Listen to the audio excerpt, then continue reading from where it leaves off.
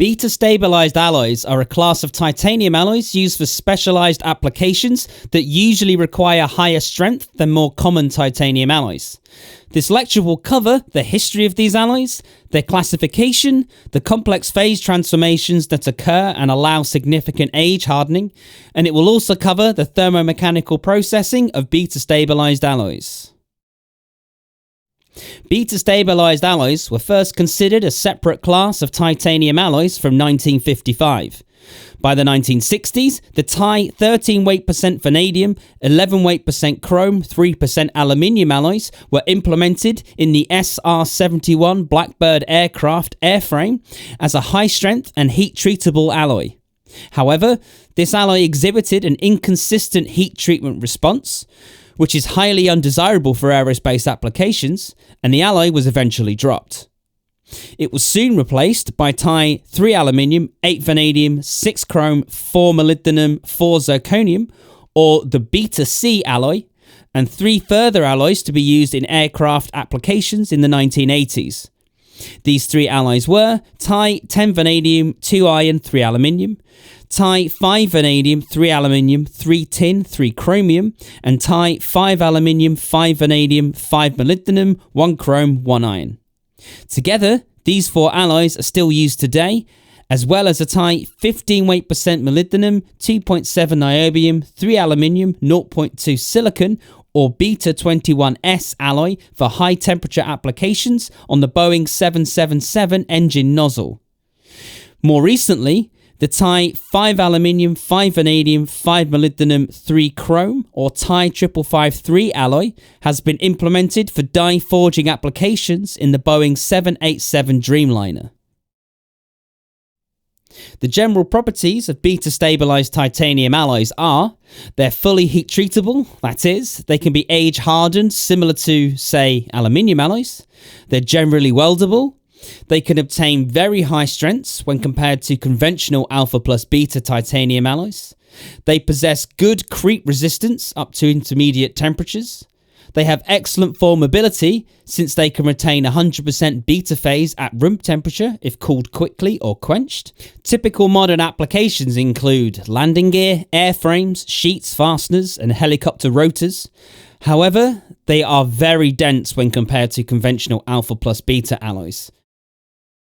General properties relating to engineering considerations include a reduced beta transfer temperature, that is, increasing the softer beta phase fraction at a given temperature reduces the flow stress required for deformation processes.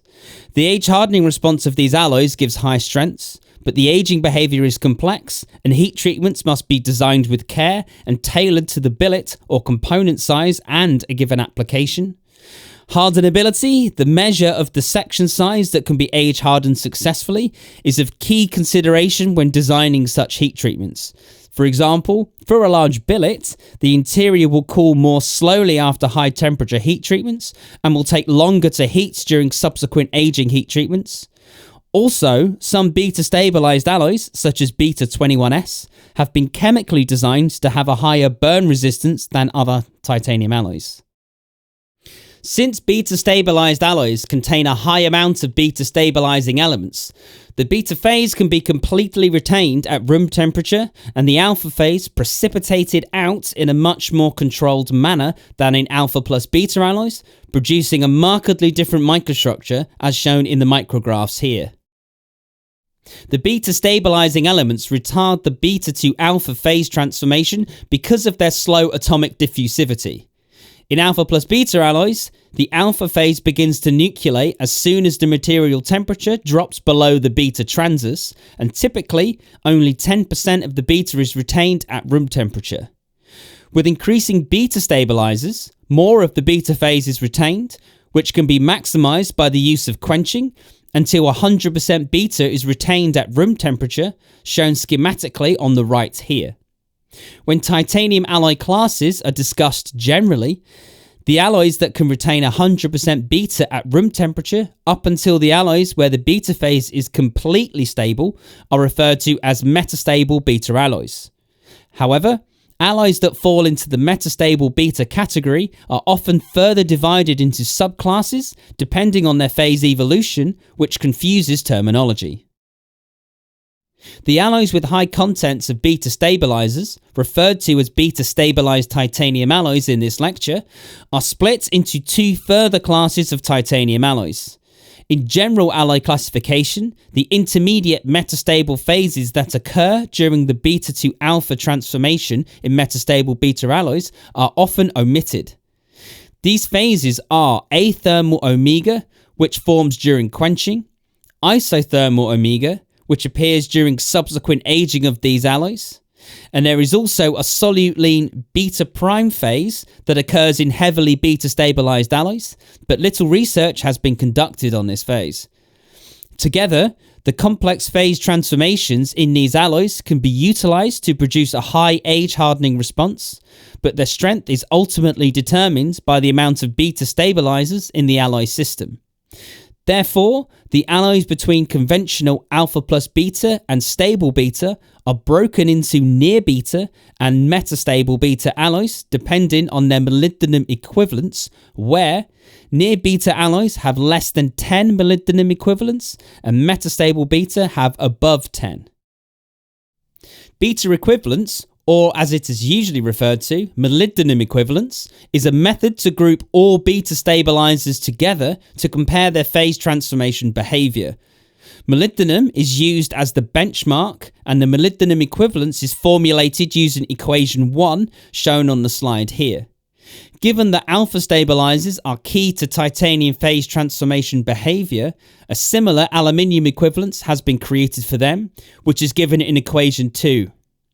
The formation of the various beta-stabilized alloy phases are shown schematically in the graph on the right, where the x-axis is the molybdenum equivalence and y-axis is increasing temperature. This graph shows the molybdenum equivalence and the classification of various beta-stabilized titanium alloys, and popular alloys have been arrowed. So, for example, Ti-553 is a near beta alloy under this classification system, and the addition of 10 weight % vanadium to make Ti-15333 pushes the alloy into the metastable beta category, demonstrating that the phase transformation kinetics are slower in the latter alloy, allowing higher strengths to be achieved more easily in large components. It should also be mentioned that the Ti-6246 alloy, which is used in aerospace engine applications, has a molybdenum equivalence of 0, and since this is only a little bit more beta stabilized than conventional alpha plus beta alloys, such as Ti-64, sometimes a further class of beta stabilized alloys is added, beta-rich alloys. The microstructures of these alloys are typically not that dissimilar from Ti-64. Since beta-stabilized alloys are very sensitive to heat treatment, especially for large components or billets, hardenability is a key design aspect. For example, after solution treatment, the cooling rate can determine whether a room temperature beta plus athermal omega microstructure is produced, or, for slower cooling rates, a beta plus alpha microstructure results. For obtaining high strengths, it is key to avoid alpha precipitation during cooling because it generally nucleates heterogeneously under these conditions and should instead be precipitated during a relatively low temperature age with a high undercooling to produce small lamellae. To aid in design of possible heat treatments, continuous cooling transformation and isothermal time temperature transformation diagrams are used and seen in beta-stabilized literature regularly. The ability to age-harden beta-stabilized alloys by precipitating the alpha phase in a controlled manner gives us greater control over the final microstructure, and so very fine-scale alpha plus beta microstructures can be obtained.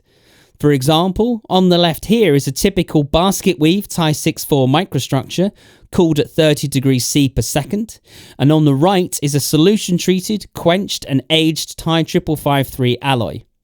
The bottom shows a fine alpha-lath microstructure, whereas the top shows the same alloy in the overaged condition, where the alpha-laths have coarsened and joined together, but is still more refined than the Ti-64 structure. The age-hardening behavior of beta-stabilized titanium alloys is somewhat similar to that in aluminium and magnesium alloys, but not all of the same metallurgy applies. The graphs below show typical age-hardening curves for beta-stabilized alloys. On the left, alloys have been aged at 538 degrees C in the alpha plus beta regime, and for the less beta-stabilized alloys, where the phase transformation kinetics are slower, you can see the hardness increases quickly to a peak and then slowly drops as the microstructure coarsens with longer aging times. For the more heavily beta-stabilized alloy, Ti 15-3, the phase transformation kinetics are much slower, so the alloy takes much longer to reach peak hardness, which isn't seen in the graph here. On the right graph, Ti 555-3 has been aged at 300 degrees C in the isothermal omega plus beta regime and shows much slower age-hardening kinetics than the V222 alloy, which is very similar. Typical age-hardening behavior in aluminium and magnesium alloys shows that high hardnesses can be achieved with lower aging temperatures with long aging times, but higher temperatures can produce moderate hardnesses quickly. Usually, especially in aluminium alloys, complicated heat treatments are employed that use multiple aging temperatures to obtain the maximum hardness through exploitation of evolution of the strengthening phases. The same ideas have been applied to beta-stabilized titanium alloys, though research is relatively limited, and full age-hardening trials for these alloys are difficult to find in the literature. To aid age-hardening trials and to help obtain optimized mechanical properties, a full understanding of the complex phase evolution and distribution in beta-stabilized alloys is required. However, due to the very fine-scale microstructures, this can sometimes be difficult to achieve. Typically, electron backscatter diffraction, or EBSD, is employed to identify and map phases in multi-phase titanium alloys. However, identifying the beta phases in alloys such as Ti-64 can be very difficult and requires special electron beam settings to achieve. Such an example is shown on the bottom left of this slide, where the beta phase has been mapped in a hot-rolled Ti-64 alloy using a low beam current, long camera exposure times, and a high stage tilt. This difficulty in mapping the beta phase arises from the beam electrons diffracting from the surrounding alpha phase as well as the beta, and this phase EBSD pattern overlap means crystal phases and orientations are difficult to index.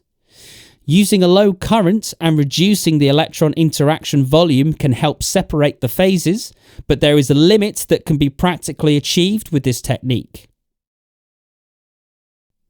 To help reduce the electron interaction volume further, transmission Kikuchi diffraction, or TKD, can be employed, which detects diffracted electrons in transmission rather than those backscattered towards the sample surface. That is, a thin foil is created so that the electrons can penetrate through the material completely, and the diffracted electrons are detected on the opposite side. A TKD phase map is shown on the bottom right here for a Ti 555-3 sample, where the alpha phase is shown in red and the beta in green. However, the alpha phase laths can be much finer than in this microstructure, so the resolution needs to be pushed further. For this, we turn to the transmission electron microscope. Since TEM can only characterize small samples and limited areas, X-ray diffraction is often employed instead to characterize the phases in beta-stabilized alloys with relative ease, and significant steps forward in the phase evolution understanding has been achieved through this technique. However, X-ray diffraction does not allow us to see the phase spatial distribution in the material as a map like EBSD does, only its presence and phase fraction can be characterized. For spatial characterization of nanoscale phases in beta-stabilized titanium alloys, TEM diffraction is used. Put simply, when an electron beam passes through a material, the electrons are scattered and their pattern can be detected. When the electrons are scattered at an angle where they interfere constructively, known as the Bragg condition, they produce a diffraction pattern where the space between the diffracted spots is 1 over the atomic plane spacing. Thus, diffraction patterns can tell us the crystal structure of a phase, its lattice parameters, and its orientation relationship to surrounding phases. Atomic structures can also be viewed directly using high-resolution TEM, however, this is much more difficult to achieve practically. Selected area apertures can be used to limit the electron beam to certain areas in the TEM image, allowing diffraction patterns to be directly related to the imaged phases. In the diffraction pattern on the bottom left here, the pattern of the beta phase in TIE 5553 can be seen when the 100 plane was perpendicular to the electron beam. Usually, the TEM sample will be tilted within the microscope to find this correct crystal orientation and is known as finding the zone axis. Zone axes are given as the normal to the crystal plane seen in the diffraction pattern, so the image on the bottom left is the beta phase as viewed from the 100 zone axis. In the middle image, the selected area aperture has been relocated to include the alpha phase, as well as the orientation relationship between the two phases can be identified by the overlapping diffraction patterns. The electron beam can also be scanned similar to in EBSD, so that an orientation map can be constructed by indexing diffraction patterns for each pixel on a map. This technique is usually referred to as scanning precession electron diffraction. On the right, one such map is shown of the oxide layer atop a proton-irradiated zirconium alloy. To my knowledge, this technique has yet to be applied to beta-stabilized titanium alloys. Equipped with the techniques necessary to characterize the phases in beta-stabilized titanium alloys, much understanding has been gained in recent years. The athermal omega, which forms in near beta and low molybdenum equivalence metastable alloys, is particularly hard to detect since it doesn't form as easily recognizable precipitates. It forms when the beta phase 111 planes collapse during cooling from above the beta transits. This crystal structure transition is shown schematically in the top right here, and atomic resolution HRTEM images below show its structure directly. The athermal omega phase has a hexagonal crystal structure and orientation relationship with the beta phase, where the 111 beta planes are parallel to the omega basal planes, and the 110 beta directions are parallel to the 112 bar 0 omega phase directions. Note that this is different to the Berger's orientation relationship between the beta and alpha phase. Since atomic scale is difficult to achieve in the TEM, diffraction patterns can be used instead to identify the omega phase. The diffraction patterns here were taken from the 110 beta phase zone axis, and the athermal omega spots are the smaller spots in between the larger beta spots. A schematic is shown on the right side of this slide.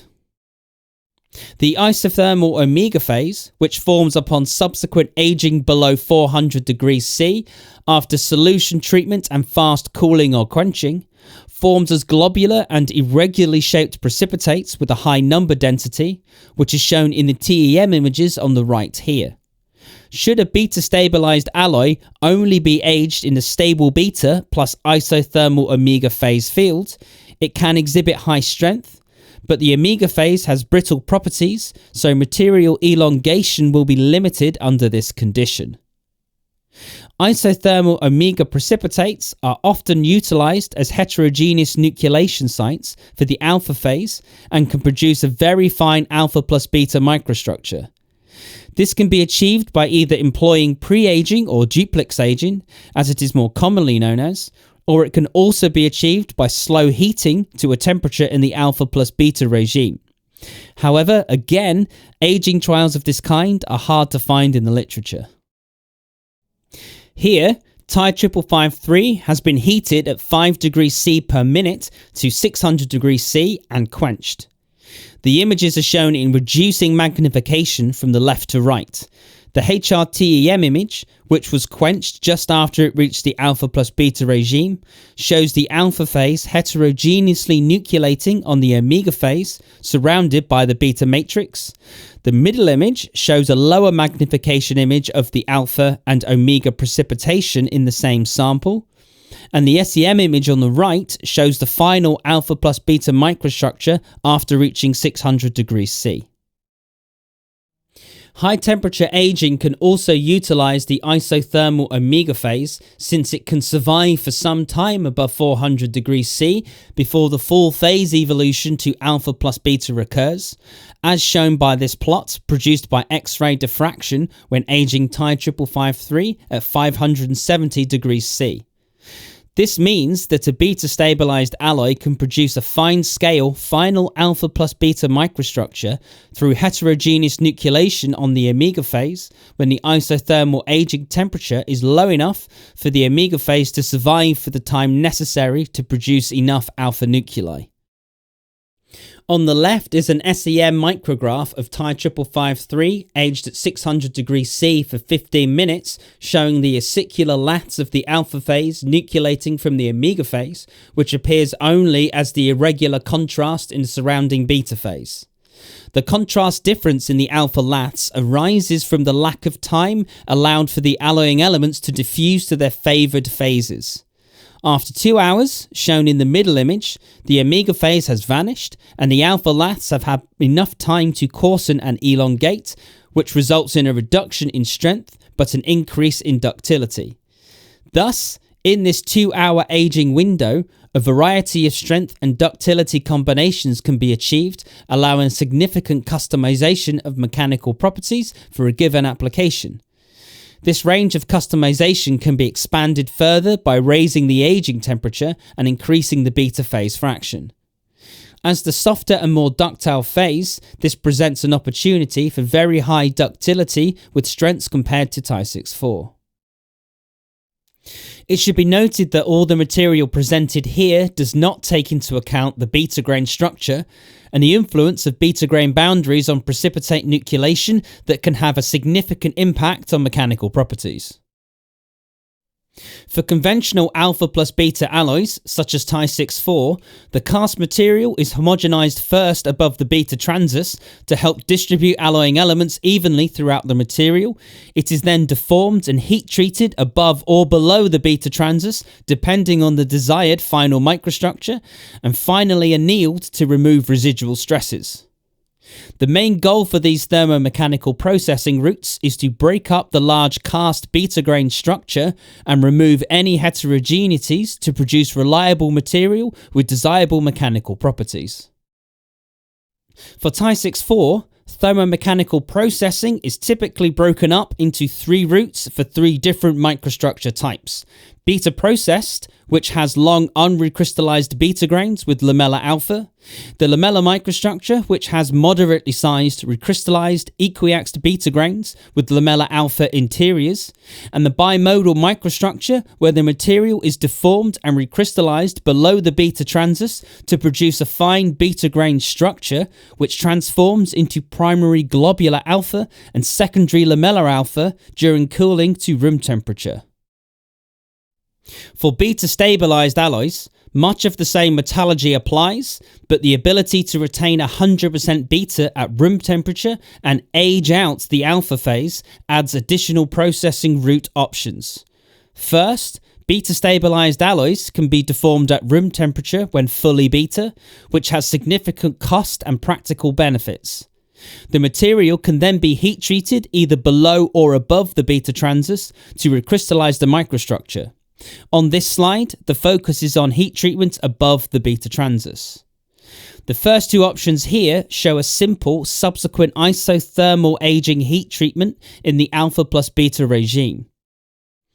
The first 2 options here show a simple subsequent isothermal aging heat treatment in the alpha plus beta regime. For near beta alloys, a relatively fine, homogeneous alpha plus beta microstructure can be achieved since the omega phase survives for long enough to produce sufficient heterogeneous nucleation sites for the alpha lats. However, For many metastable beta alloys, the kinetics for omega formation is too slow, or it doesn't form at all, and the alpha nucleates heterogeneously with large laths.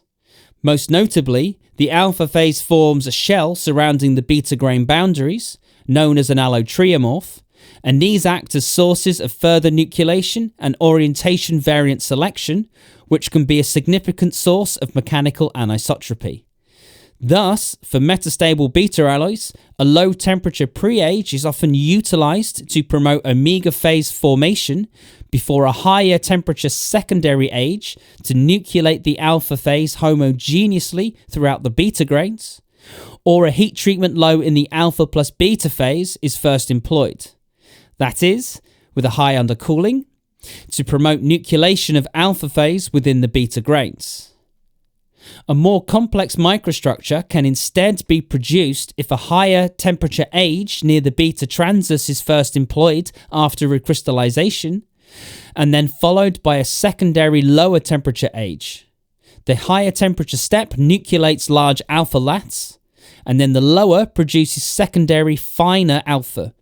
In practice, this is similar to a Ti-6-4 bimodal microstructure. A series of beta-processed thermomechanical processing routes have been developed for beta-stabilised alloys. That is, processing routes without a beta recrystallization step. Like in the beta-processed route for conventional alpha plus beta alloys, this produces elongated beta grains in the rolling or draw direction. In alpha plus beta alloys, this route is used to limit the alpha lamellar length in one direction, reducing the slip line length and increasing the material yield stress. Given the scale of the alpha microstructure produced in beta-stabilised alloys, this justification for skipping recrystallization is not really valid anymore. However, it serves another purpose for these alloys. The often wavy and disjointed beta grain boundaries in beta-processed, beta-stabilised alloys helps to suppress the impact of the alpha allotriomorphic grain boundary layer on the beta grain boundaries by breaking them up. This can be better achieved by employing more complex deformation operations. For example, in the middle processing route shown here, rolling is applied from above the beta transverse and continued as the temperature drops below it, which serves to break up the alpha allotriomorph as it forms by deformation. Then, further heat treatments can be applied to produce a fine-scale alpha plus beta microstructure with fewer heterogeneities. However, this requires careful control of the deformation time in the alpha plus beta regime. It should be long enough to allow the alpha allotriomorphic grain boundary layer, or alpha GB, to nucleate and be broken up by deformation, but short enough so that alpha doesn't nucleate within the beta grain interiors or allow recrystallization of the beta grains. This processing route is shown schematically on the bottom left of this slide. Of the two micrographs shown on the bottom right, the left image shows the consequence of deformation too long in the alpha plus beta regime, where intergranular alpha nucleated and has been deformed to produce globular particles. And the right image shows the early stages of recrystallization, where alpha has nucleated on the newly formed boundaries. Bimodal microstructure thermomechanical processing routes have also been designed for beta-stabilised alloys and work on the same principle as that for, say, Ti-6-4 bimodal microstructures, but with an additional aging heat treatment at the end to nucleate out the secondary alpha laths surrounding the larger primary grains. Bimodal beta-stabilised alloys have high yield strengths and excellent elongation comparatively. And finally, it is worth addressing why more beta-stabilised titanium alloys aren't more common in industries such as aerospace. This has been discussed previously by Alon and colleagues, and by many others coming to similar conclusions. Beta-stabilised alloys are more expensive than conventional alpha plus beta titanium alloys, as the beta-stabilising elements used in these alloys alone are very expensive, but processing costs can also be higher. The thermomechanical processing routes for beta-stabilised alloys are more complex, and the processing windows are narrower, especially for large billets, due to the need for high cooling rates after solution treatment and the sensitivity to aging. Beta-stabilised alloys are heavier than conventional alpha plus beta alloys, a significant problem from applications such as aerospace. They have high temperature instability because, due to age hardening, elongated periods at high temperature reduce the strength of the material due to overaging, which will affect beta-stabilised alloys above 400 degrees C, so many applications could only use these alloys in the overaged condition, defeating the point. Machine costs of these alloys are higher than conventional alpha plus beta alloys, where the costs are already high. And lastly, there is a lack of development for these alloys. However, this list is now nearly 30 years out of date at time of recording, and these alloy systems and the research surrounding them have come a long way in that time. In modern aerospace industries, these alloys have very specific applications that they are well suited for, and I for one don't see them being replaced anytime soon. These alloys are also now being investigated for newer processing routes, such as additive manufacturing, and when these technologies come to maturity, we may see a rise in their use.